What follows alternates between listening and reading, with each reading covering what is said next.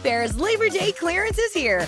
Right now, score up to 70% off everything home, plus fast shipping on everything right to your door. Shop now through September 2nd at wayfair.com. Wayfair, every style, every home.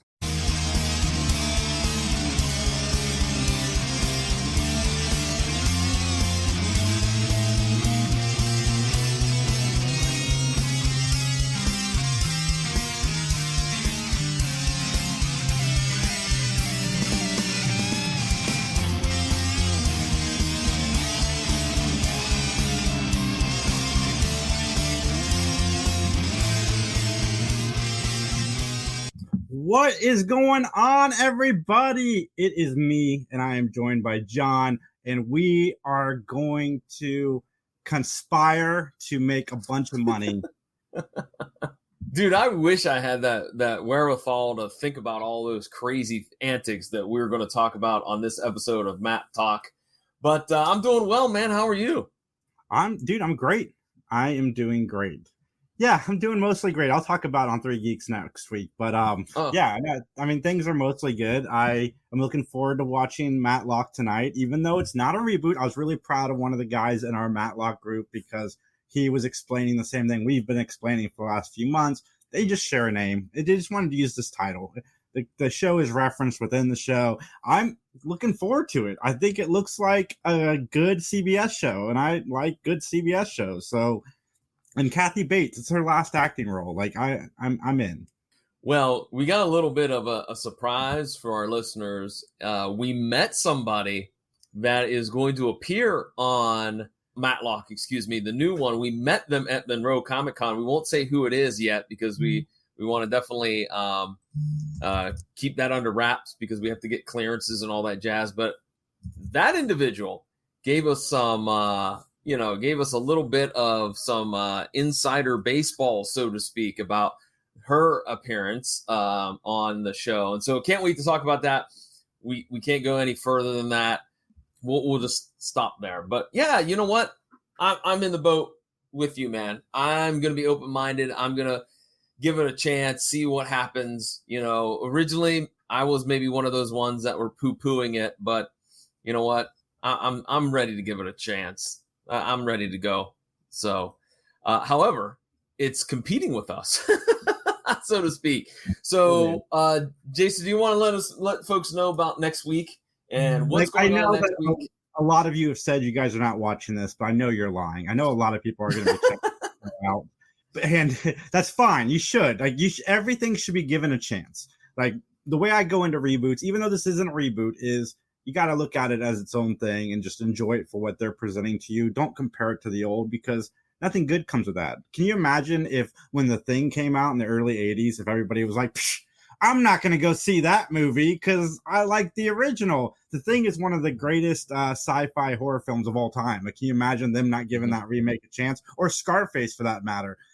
But we're moving our show to 7. So you get MatTalk, then Matlock. That's not because we're covering the Matlock show, even though we are going to do the pilot next week. I will be covering the show weekly through shorts on our social media. So, guys, go follow us on Facebook and follow me on Facebook, TikTok, and YouTube and all the fun stuff. But, yeah, so we're moving the show back. Well, there you go. Well, we're moving it up. We're not moving it back. We're moving it up. We're moving up to 7. We're moving on up.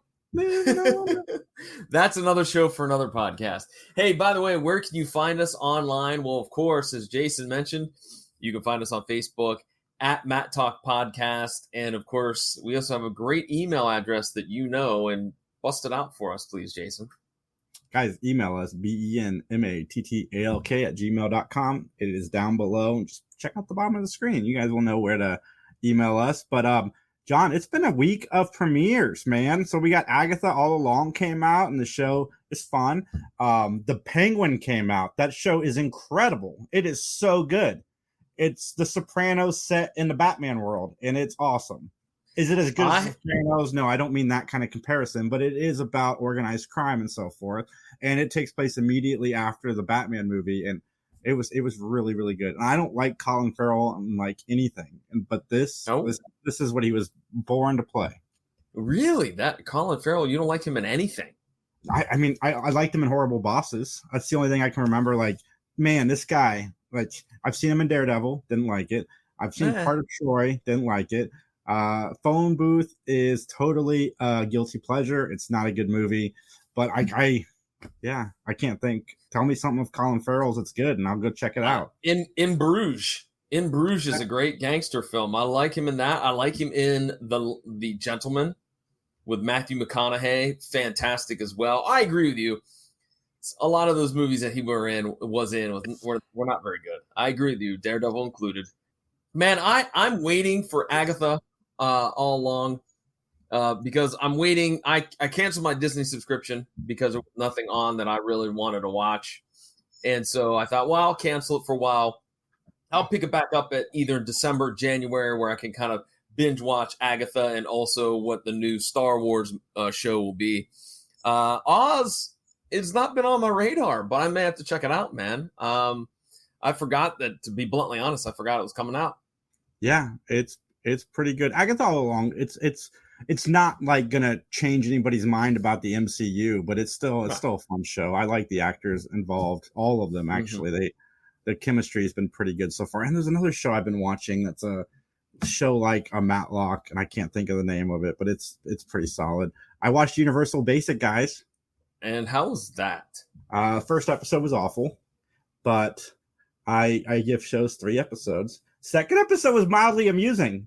I had a good time watching it.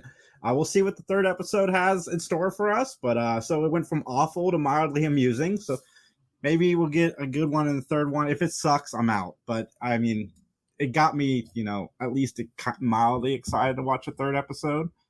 Well, for me, I'm continuing. I'm now on season 2 of Homicide: Life on the Street, and I am thoroughly enjoying this rewatch. I remember how good that show was, but now watching it again for the 3rd time, man, it's just freaking excellent. I love it, man. I don't know. Have you been keeping up with it? No, it's a lot harder to watch while I do other things than some of the other shows I watch. So, because it's very dense, kind of like The Penguin's very dense. So I had to watch it in my own time when I had time to actually focus on it. I really enjoy it. In fact, I'm going to read a text from my buddy real quick. My buddy and I are watching it. So let me share this text. Oh, did I delete it? I deleted the text. Anyways, he was raving about how great it was and whatnot. So, but I have a show that I'd like to vent and like to rag on, if that's okay with you, Jason. I'll keep it short. It's time for Hot Take Orlando. I'm sure it is. Okay. Friday at work, I heard all about some female colleagues, all about talking about the secret wives of Mormon lives. And then I was with my girlfriend last night out to dinner with a couple of friends. And one of the friends said, "Oh, are you watching this? This is great." And of course, my girlfriend said no. So last night after dinner, we went back to her place. I was like, let's watch some of this if everybody's clamoring for it. It is utter garbage. Utter freaking dumpster fire. It's awful. Like, the whole title's misleading because it has nothing to do with the Mormon faith. It has nothing to do with faith at all. Every single one of those dummies, every single one of them. I'm trying hard not to swear. That's how fired up I am. But every one of those ditzes, they've either left the church or they just, we don't go by the rules. What's the point of belonging to a church then if you're not going to follow the rules? John, if you watch that expecting anything less than the Wives of Beverly Hills, then that's on you, because that's exactly what that title says it is. That's true. You're very much right, and I know better, but both my girlfriend and I go, no, we're not watching any more of this because it's the worst. I don't know if it's Hot Take Orlando. It's just a reality show about wives. Like, that's what I expected it to be, and that's your thing. That's your thing. If that's not your thing, that's not your thing. That's not my thing, so I'm not going to watch it. Okay, well, can I ask you, what's your favorite reality show that you've ever watched? The Circle. Oh, I knew that. Yeah. I knew that. Okay. Max and I are obsessed with it. Okay. I'm going Ice Road Truckers. I enjoyed Ice Road Truckers, even though I knew no one was going to die on the ice road, but still, Do game shows count? Because I watch all of the game shows. Even game shows. Bad one with Shaquille O'Neal. Man, he is not a good game show host. He's a good spokesman for the general. He is. I will give you that. But all my game shows ended for the season, though. Press Your Luck, Family Feud, it's all over now. But well, we're getting more Pat Sajak and Celebrity Wheel of Fortune, which is starting soon. He's still hosting that. Isn't the 100 back soon with Rob Lowe? The Floor, you mean? Oh, well, yeah. Awesome. Yes, I can't wait for the Floor to be back. What's the 100's that old CW show? Whoops. Anyways, hey, are you ready, man, to talk about this episode of Matlock? Because we got a double episode, which we're going to treat it as one episode. But boy, oh boy, is it something special. What do you say? Shall we get started? Dude, I am thrilled. And I saw a lady in this episode, and I'm like, it can't be her. She couldn't have been, like, she looks her age for a long time. Here, we'll get to it. So, ladies and gentlemen, with that, let's jump into our opening statement. The episode title is The Trial, and as I mentioned, it is two parts. The first part aired on February 19th, 1991, and the second part aired on February 26th, 1991. For those that are keeping tabs at home, that means John Orlando was a junior in high school when this aired. Sorry, I just hit my lamp with my pen. Anyways, it's funny, man, that we get DMs from Matlock fans, and I just got one asking me, or MatTalk fans asking me if I was watching the new episode. I'm like, no, not yet. Oh, nice.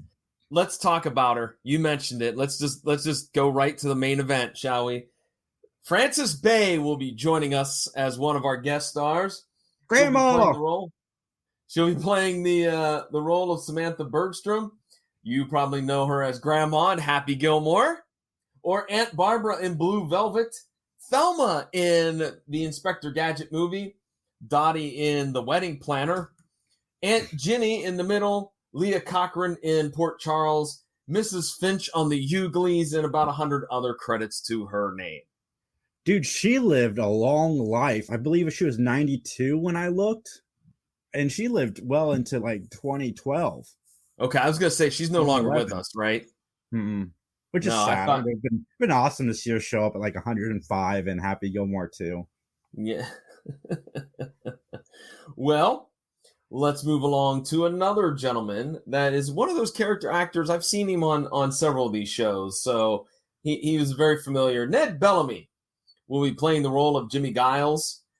Previously, he appeared on season 3 of Matlock as Lyle in The Thoroughbred. Now, I think, if I'm not mistaken, he was one of the gentlemen that was making fun of Don Swayze's character, and then Tyler comes in and goes, "Gentlemen, you have just apprehended the most dangerous man." Like, remember that whole spiel in that episode? I think he was one of the thugs. But he's also known as playing the role of Vincent Abro on Treme, Reverend Coggins on Under the Dome, Gerald Johns in Justified, Wilson in Django Unchained, and again, about another 100 or so titles to his name. So, and again, many of you might look him up and go, "Oh yeah, that guy." There's a lot of that guys in this episode. And there are. That woman. Well, let's go to our third guest star, Diana Muldaur. She will be playing the role of Judge Diana Levin. She is unpleasant.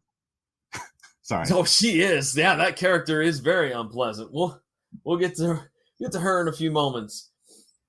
She did a lot of voiceover work as Dr. Leslie Tompkins in Batman the Animated Series.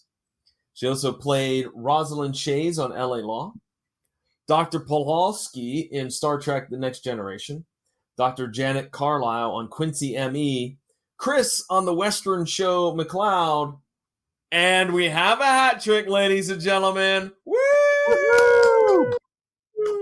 Yeah, man, all three. All three in a Perry Mason mystery, Matlock, and of course, Murder, She Wrote. So, Diana, welcome to the Hat Trick Club with all your other alumni that have been on those 3 shows. And Empty Nest for some bonus points. Why? Did you like Empty Nest? No, I've never seen. I mean, I remember seeing it because my grandma used to watch it, but it's not one that stuck with me. Okay, gotcha. Hey, don't forget, by the way, real quickly, that before we talk about this last guest star, hit us up. Drop some comments and questions in the channel or here, and let us know what you think. Don't keep bothering Jason's DMs. Just we're live, man. Drop it right below, okay? All right, our last guest star, sort of. I want to talk about another character here in a minute, but it's Mike Farrell, who plays the role of Judge David Bennett. He spent many, many years on our TV sets as Captain B.J. Honeycutt on the show MASH. He's also the voice of Jonathan Kent in a lot of Superman animated series and animated movies. He played Judge Deacon on NCIS, Milton Lang on Desperate Housewives, Dr. James Hansen on Providence, and about 80 or 90 other roles to his credit. Jason, are you a fan of MASH, the TV show? You know what, John? I am. I watched it I started watching it for the first time a few years ago, and something messed up with Hulu where it lost where I was, and I got frustrated, and I haven't gone back to figure out which episode I was on. But I really dug it, and it was not what I expected, because I know later on the show starts off more comedy, less drama, and I know later on it starts to shift a little bit.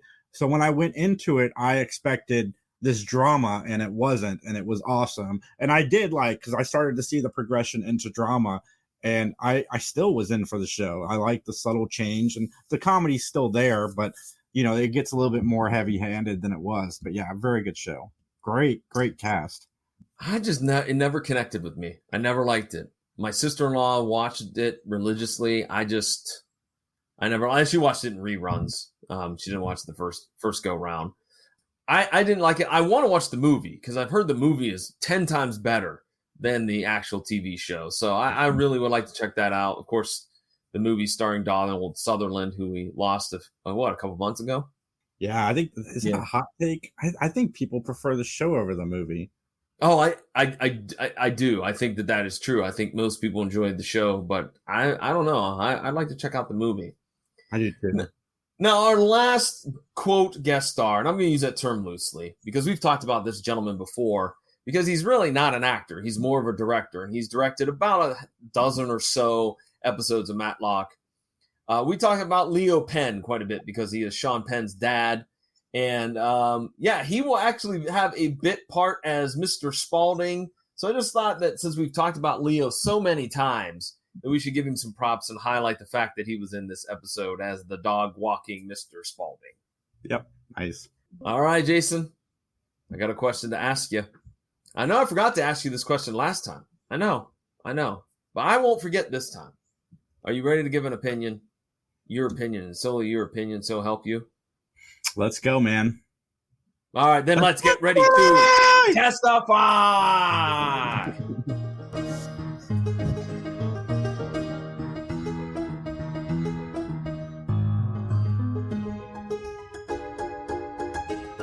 All right, ladies and gentlemen, the plot of this episode is that Matlock is tapped to be a special prosecutor in a case involving the murder of a crooked prosecutor.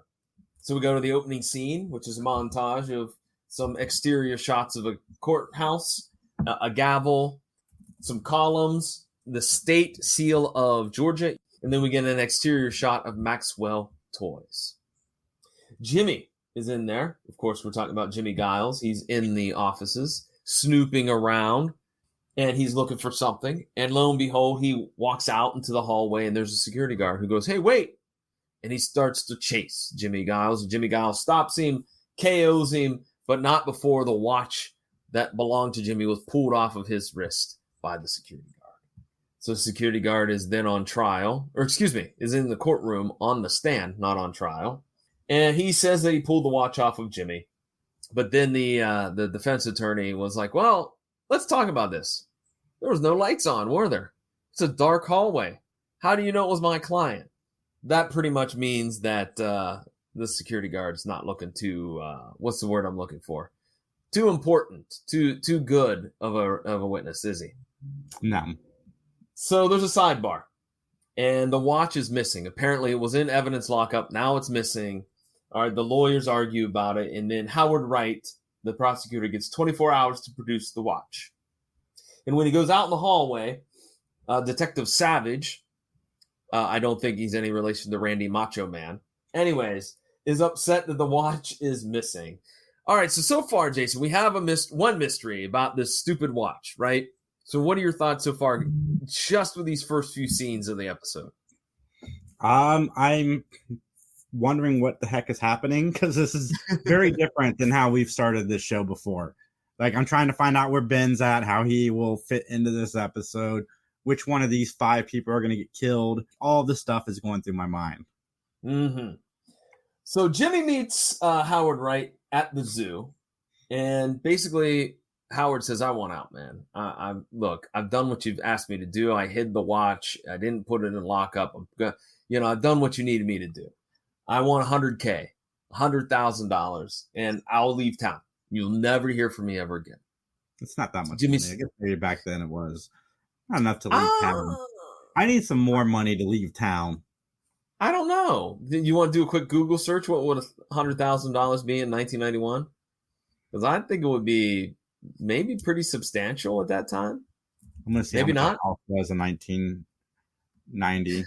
That's more accurate for what I'm trying to figure out. Okay, house. I'm going to say, can I take a stab at it? Yeah.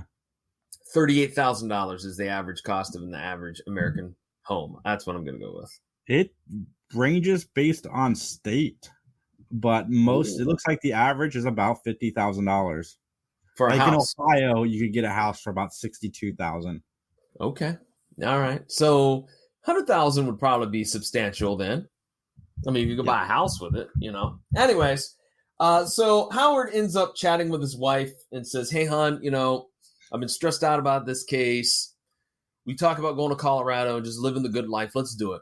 No more talking. Let's do it, And so the wife is going to go see a movie with her sister, and Howard is just going to work in his wood shop. All right. So the next day, there's a sidebar, and the watch is still MIA. And so that means the case gets thrown out against Jimmy. All right. Which, here's my question. It seems to be that even with the watch, that's not a lot of evidence, is it? No. You have the testimony of the security guard, but he also swiped the watch from the guy. So is there something else? Anyways, Howard is woodworking in his shop, which is the next scene that we see. Here's my question. Howard seems pretty good at that woodworking. Why doesn't he just stop being a prosecutor and do that, man? Money. No, seriously. He's got to make more as a prosecutor than he would of a woodworker. Well, according to his conversation with the old wifey, he wasn't even worried about that. We're just going to go to Colorado. We're going to call. I guess $100,000 seems good to you. Then you're gone. Yeah, but anyway, as we suspect, as he's working in this wood shop, someone approaches and shoots and kills Howard Wright. His wife finds him laying on the floor, shot to death and covered in varnish. So, Jason, any thoughts? Any? I know you'd be happy that Mrs. Wright didn't get down and wallow in the varnish, in the blood. I'm glad, and I'm glad we didn't see who the killer was. There's a lot of things I'm glad about in this season. As we'll find out, there may be multiple people who didn't get down into the blood, which is awesome. Would the varnish mix with the blood and then make the blood coagulate? I wonder. Well, people just started bleeding in the world in these Matlock episodes. So I don't know, man. It's a new phenomenon. All right, we get a scene of Attorney General Stuart Roberts stopping by Ben's house. And boy, oh boy, you would have sworn it was like the Beatles showed up, because Conrad cannot stop sucking up to the state's attorney or the Attorney General, could he? If there's anything you need, sir, I'll be in the other room. Oh, hello, I'm Conrad McMasters. I work with Ben. I want to meet you. I want to work for you. Yeah, right in front of Ben, too. Can you pay me more than this cheapskate? He pays me in hot dogs. Dude, every time I watch Matlock, I'm mad I don't have hot dogs in my fridge. And I'm not really a hot dog eater, but I get cravings every time I watch Matlock. I have some hot dogs in my fridge. Next time, you come on over, I'll make you some hot dogs. I'll grill them up proper too. None of this boiled in stupid hot dog water. Blech, that's gross. I grill them on the grill, man, like a true champ. That's, I mean, that's fair. So Hot Stuart dogs is the only thing I'll eat burnt. Oh, okay. All right. Well, Stuart offers Ben the right to be the prosecutor on this case. All right, because Stuart believes that Howard may have been bought off to throw the Maxwell Toys case. He wants somebody that is very good in the world of legal situations to handle the case. And I like how Ben gets everything he wanted except for his salary. I love how he's like, can I pick my own crew? Yes. Okay. Do I have the cooperation of the police? Yes. Can I get my 100? There's my fee. And I like what Stuart says to him. Stuart says, from what I understand, you don't need the money. Ooh, sick burn, Ben. Because, this is more than just the money, this case, this opportunity. Yeah. Yes. Oh, man. So Ben and Michelle interview Mrs. Wright, and Mrs. Wright claims that a gentleman named Daniel Price had called to talk to talk to her husband. And basically, the husband had told Daniel Price, hey, look, if anything ever happens to me, all right, you need to talk to Tom O'Hare and Judge Bennett. That's not ominous at all. I mean, if you called me and said, hey, if anything happens to me, contact Max or Justin. I don't know if Justin would want that responsibility, but I think if anything happens to me, contact my mom. I think that's contact your mom. Man. Justin is my beneficiary at work. Like, if anything goes wrong, he's in charge of my affairs. I didn't want him to know until I was gone because that's a lot of work for somebody. Oh, no. Folks, if Jason ends up murdered next week, we know who it is. Justin said in our own private chat, I didn't know that, but you better check your brakes. You're just in charge of planning the funeral. Everything's left to the kids. It's already stated. You know what? Let's get off this morbid topic. All right. We don't want anything to happen to anybody. All right. Anybody of our crew or whatnot, or any of the great listeners out there. Ben finds out that Howard got some inheritance recently. Ben also loves the craftsmanship of Howard and his woodworking skills. So outside, Ben wants Michelle to talk to Bennett. And she was like, can I talk to O'Hare instead? And he's like, no, I want O'Hare because this O'Hare, he wants to get some quick cash from Maxwell Toys. And then Michelle's like, I dated David. Notice how Matlock doesn't care. Matlock's like, oh, okay. So I still got dibs. I got dibs on O'Hare. He does not care at all. However, we have our first clue. There's some transmission fluid on the driveway of the Wright's house. And so that is going to be one clue that we're going to have to keep an eye on. Bob Brooks is on the scene. He mentions that Howard was shot while using his varnish. I like how Brooks talks about okay. Sorry, we got a note from our producer. Anyways, and now Jason disappeared. I don't know what's going on here, folks. I'd like to tell you all this is the truth. This is absolutely true. We're trying out new software, so we're still figuring out what certain buttons do. There's that big red one that launches nuclear missiles, I think. I'm not sure. Anyways, you're back! It wasn't a note from your producer. It was a note from me, John. Oh, it was a note for you. Okay, my bad. I left my freezer open before the show. I'm like, oh, crap, I need to go close that.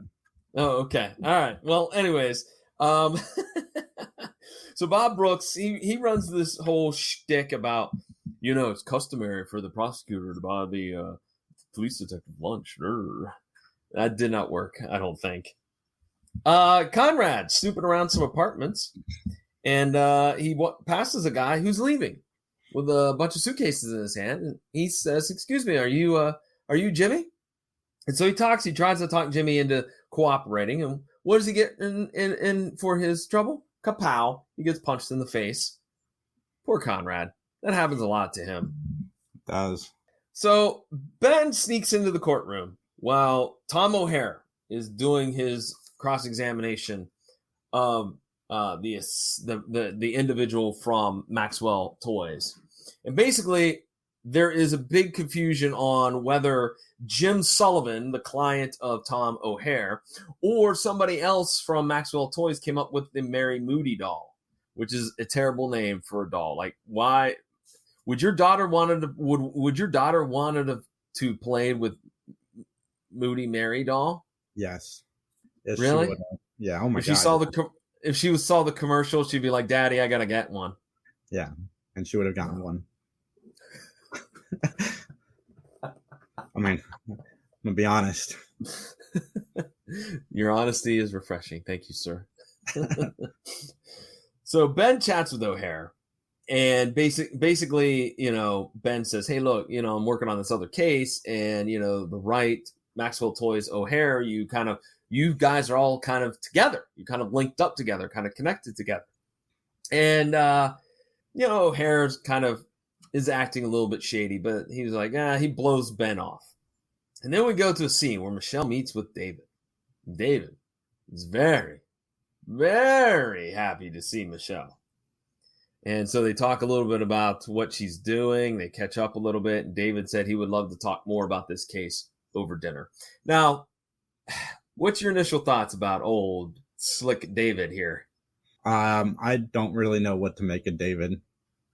He seems a lot shadier than we find out that he is, but he's still shady. Like, in the grand scheme of things, he is definitely a weasel, but he seems like more of a weasel than he is of that weasel. Well, we go to a scene where Conrad fills in Ben about Jimmy, and then Ben gets a mysterious phone call, and this person that's on the phone wants to meet with Ben. Okay, and so Ben's like, "Okay, I'll head on out." No, Conrad. Nope, Conrad, you can't go. So there's a bookstore, and the mystery man gives Ben a clue to look for the money. And so basically they're doing the very cloak and dagger, like, in the different rows of books and talking among the books there. And the mystery man says, "Hey, leave your porch light on when you've got something that you need to tell me or that you want to see me."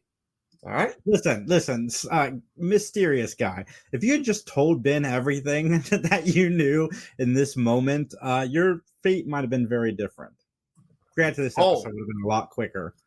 Just saying, like, why we gotta be mysterious? It's just like that when you're watching a movie and they're like, "I have all the information that you need right now, but this line might be listened to. Meet me later." You know that they're never meeting each other. It's never happening.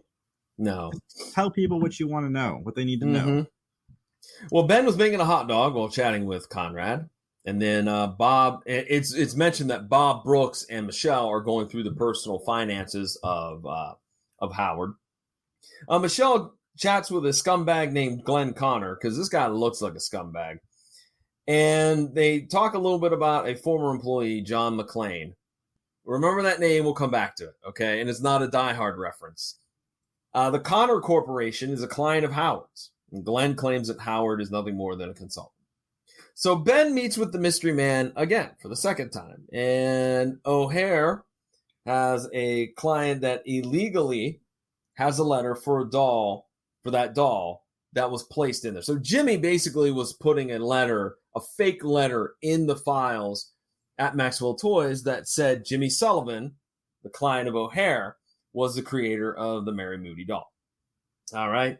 So Ben meets with this mystery man again, and they go through that, and they do the old book trick from Hollywood, like, "Oh, if you think that I'm right, you drop the book on the floor." Like, that wouldn't cause a bunch of like people to go, "Hey, what are you doing? Stop throwing the books!" Like, you know what I mean? Like, he doesn't say "if you think I'm right," if I'm right, which means the guy already knows if Ben's right, which it goes back to my previous statement of just tell him what you know. Yes. Well, here's what we're going to know. We're going to know who the mystery man is, because in the next scene, Michelle is waiting in the hall of the courtroom for subpoenas from Judge Parker, and his clerk, Terry, delivers them to Michelle. So Terry is the mystery man. What'd you think about that twist? He is an international man of mystery. Well, international man, more like an Atlanta man of mystery. Michelle doesn't want to take David's files, and this is a scene that takes place in Ben's office. She explains her past relationship with Conrad. Here's my thing. She says something about like Ben and I went away to do a case, and we came back and he had a fiance. Like, what the hell? Like, that's moving very fast. That would have been. I mean, what, a couple, maybe a month for the case to be dating somebody and leave thinking you're still dating the person, and then to come back a month later, man. Dude, that was like a giant red flag. I'm like, how? What? Anyways, somebody was cheating on somebody. I'm just saying. Was. Yeah, absolutely. Conrad says that there's $120,000 that it was removed from the Connor Corporation and given to Tom and to David. So Michelle interviews John McClane. So John McClane is very leery to give up information at first, but basically he's saying, I left. I was not fired. I left because I believe that there's some money laundering going on at the Connor Corporation. There's a picture of Judge Levin at John's place, which might be another clue. And so Ben interviews Judge Levin. Ben throws out his theory, right? Which, he thinks that Tom planted the letter and then sue for the money in a civil court. And then somehow there'll be some kickbacks or something. And that she is involved in it too, which makes her very, very angry. She is not a pleasant person. As soon as I saw her, I knew who the culprit of this entire episode was. I'm not even going to hold back. Maybe I'm wrong. Maybe I'm not. But she is just an unpleasant little person. Well, here's my thing. So we get a scene where Levin, Tom, and David meet at the zoo. Why are we going to the zoo? Like, that seems to be a very populated place. Like, you think you would want to cut out that? It's a lot easier to have a coincidence at a very populated place, I think. Like, everybody goes to the zoo, right? I don't. So, hint, if I'm involved in a secret conspiracy, don't bother going to the Columbus Zoo, because I won't be hanging out over there talking to my minions about what I want to do. John, you hate animals. That's why you don't go to the zoo. First of all, I love cats. How dare you? I love cats. And Newfoundlands are pretty good, too. I like Newfies. So, basically, Levin says to the other two, Ben knows everything. And we get a pan out, and there's Conrad overseeing everything. So, David and Michelle have dinner.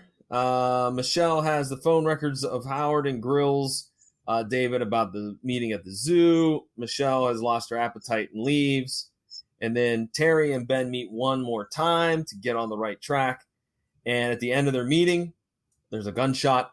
And Terry is dead on the floor of the bookstore. Okay, so that was a twist I didn't see coming. What about you? I honestly, because we were getting really close to the 45-minute mark, and I'm like, hey, is this episode not going to end with an awful thing? And then, the awful thing happened. Mm-hmm. So I mentioned to keep in mind John McClane. I just caught this, and I thought this was funny. I bet it's an inside joke because there was an executive producer named John McClane. Oh, so nice. I'm wondering if they were like, and I think it's maybe a massive joke maybe on, let's get John McClane to be the, hey, John, he comes in one morning. We're going to make you use your name in the show. Ha, ha, ha, ha, ha. All right, let's move on to part 2 then. We have the same opening scene, and then we cut to a scene at the bookstore where Ben and Conrad are talking about Terry's death. Ben actually says that he feels kind of responsible for it, which, he's not 100% wrong on that. Listen, Ben, it's not all on you either. This guy was an idiot. He shouldn't have. He should have just came flat out to you because you could have protected him, because he obviously knew what he knew. And he didn't want to tell you. He made you play book games. I'm just saying, this guy could have saved himself if he had just been forthright with his information as opposed to trying to sneak around. That's all I'm saying. You're blaming the victim. I hope you know. Blaming the victim. I'm just saying the victim could have helped himself. Okay. And Ben should have also just let Conrad come anyway. Okay. I agree. Both at fault. Well, through a conversation among Ben and Conrad and Michelle going over the books, we find out that Tom does have an alibi.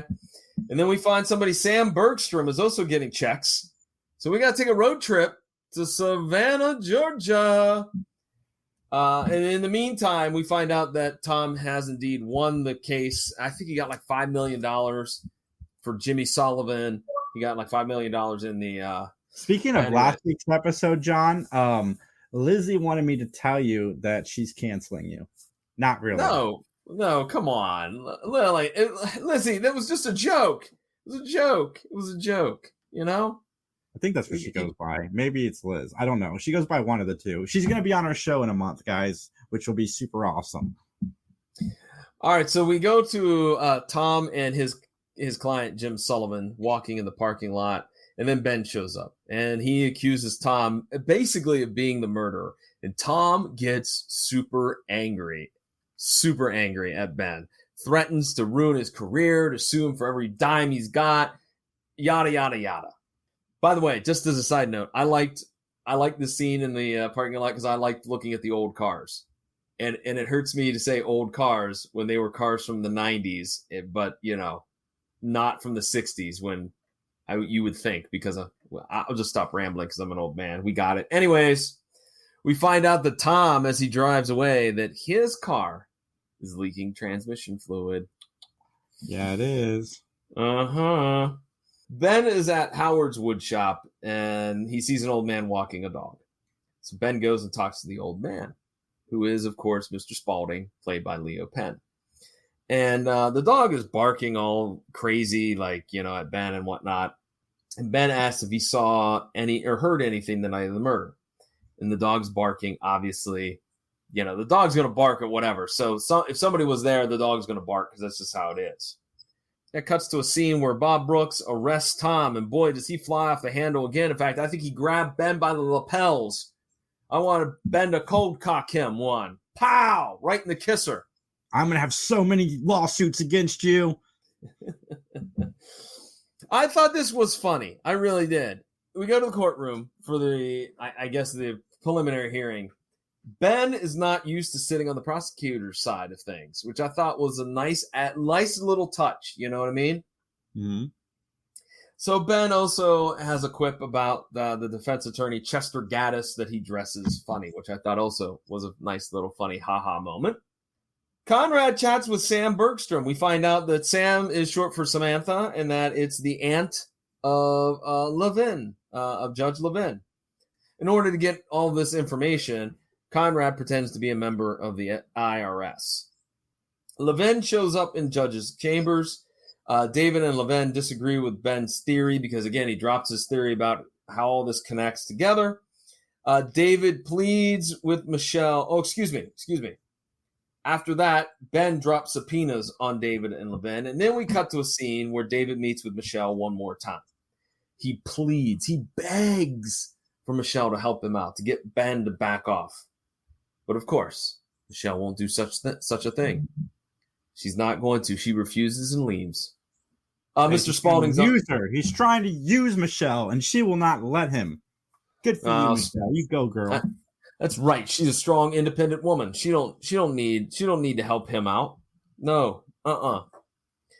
So, basically, Mr. Spaulding claims that he saw Tom when he was walking his dog.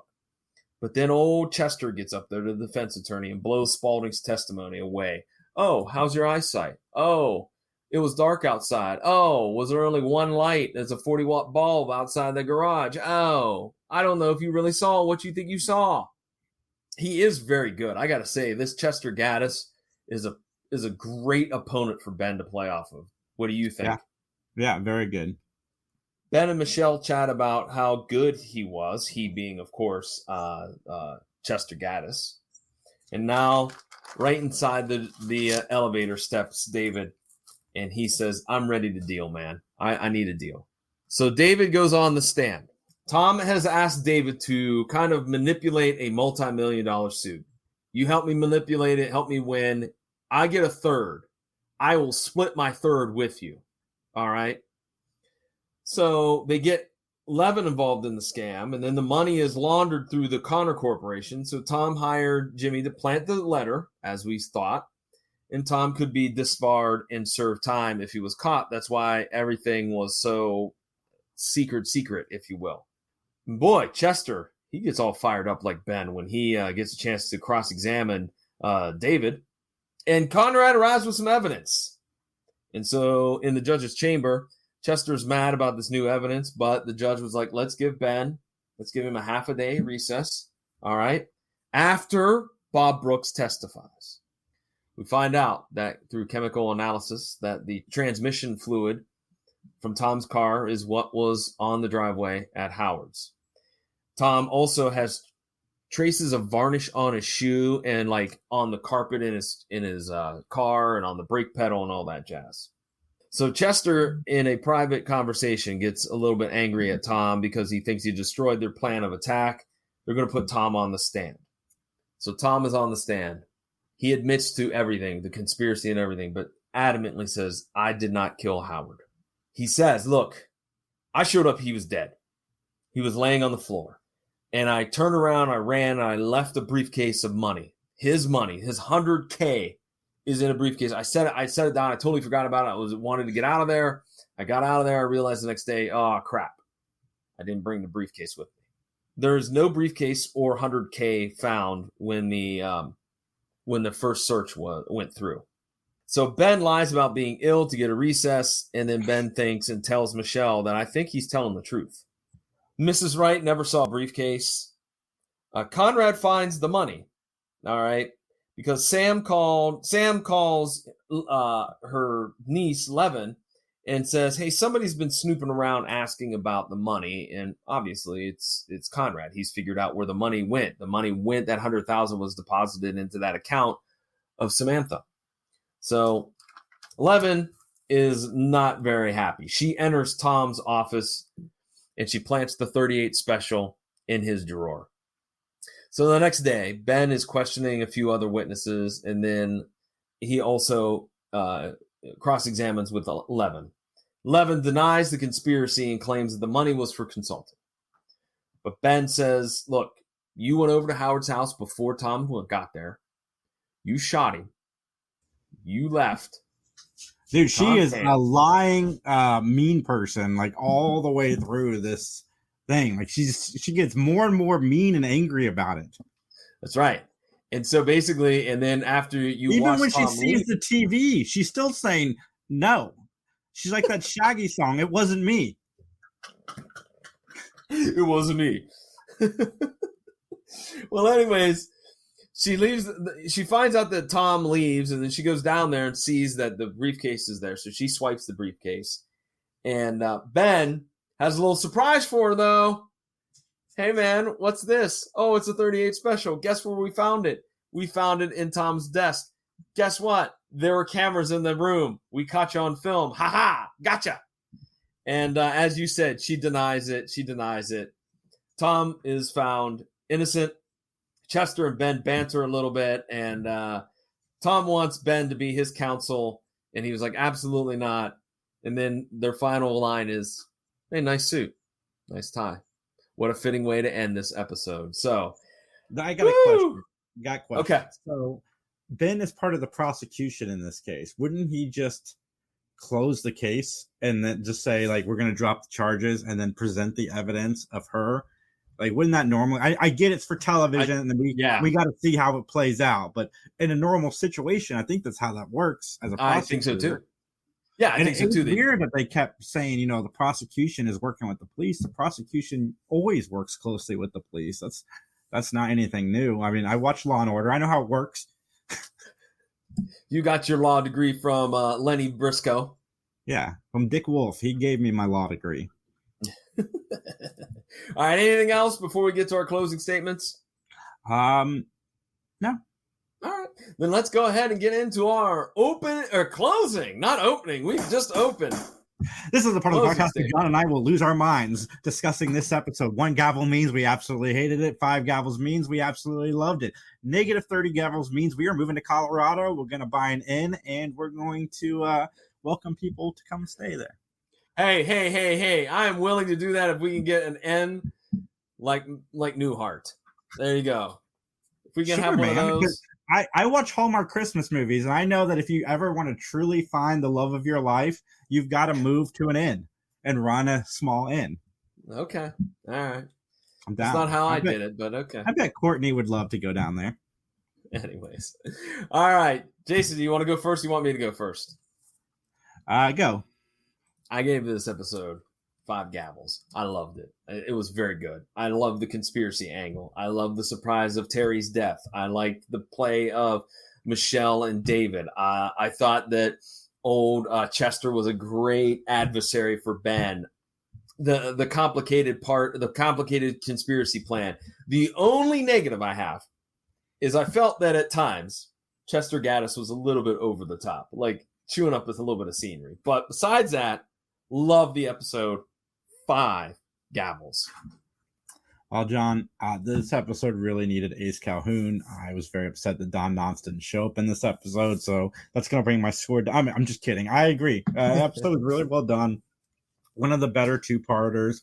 And like I said, this season has been hit or miss, and this is definitely a hit out the park. I like the different perspective of doing this case, even though it ended the same way, even though Ben was on the prosecution.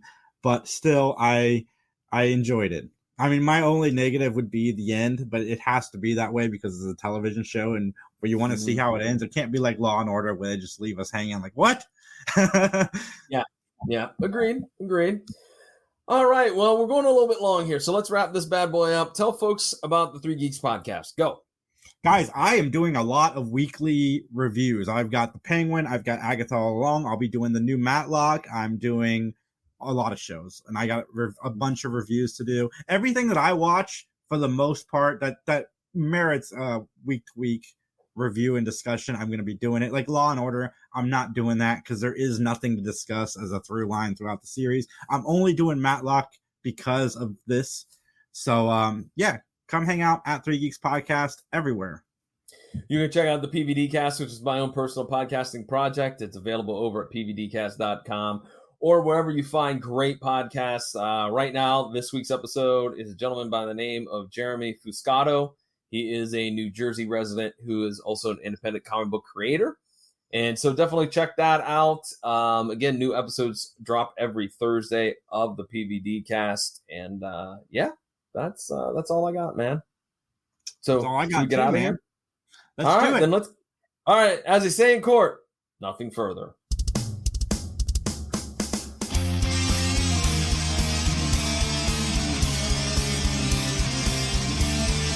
Warning, the following ZipRecruiter radio spot you are about to hear is going to be filled with F-words. When you're hiring, we at ZipRecruiter know you can feel frustrated, forlorn even, like your efforts are futile, and you can spend a fortune trying to find fabulous people, only to get flooded with candidates who are just fine. Fortunately, ZipRecruiter figured out how to fix all that. And right now, you can try ZipRecruiter for free at ZipRecruiter.com/zip. With ZipRecruiter, you can forget your frustrations because we find the right people for your roles fast, which is our absolute favorite F word. In fact, 4 out of 5 employers who post on ZipRecruiter get a quality candidate within the first day. Fantastic. So, whether you need to hire 4, 40, or 400 people, get ready to meet first-rate talent. Just go to ZipRecruiter.com/zip to try ZipRecruiter for free. Don't forget, that's ZipRecruiter.com/zip. Finally, that's ZipRecruiter.com/zip.